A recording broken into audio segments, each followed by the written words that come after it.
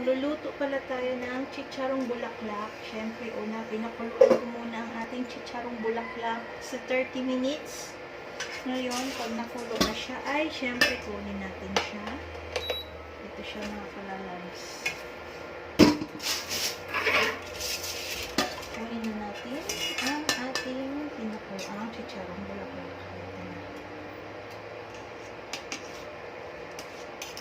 Ano siya mga kalalabs.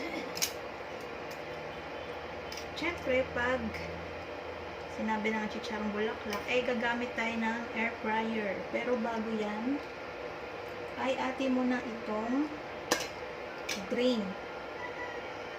Yan. Tapos patuyuin natin siya para mas lalong lumutong ang ating chicharong bulaklak. So, unahin muna natin i-aim. Yan. Yan yung gagawin natin. See? So, wala na. Ito siya mga kalalabs. Gawin natin. Drain natin. Ayan. At ayan na nga ay pinainit na muna ang aking air fryer na para magsimula na tayo mag air fryer ng chicharon. At ayan na siya mga palalabs. Ayan, mga palalabs. Ayan na. So, ilalagay ko na siya sa air fryer. Ayan. Ito siya, oh.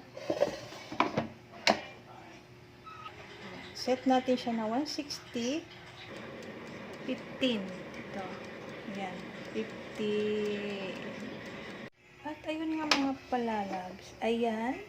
Ito, hindi pa yan luto. Kailangan pa po natin yang ibaliktad. Ayan na, nabaliktad na natin siya. So, ulitin po natin ulit siya. Ayan na siya. Ayan na.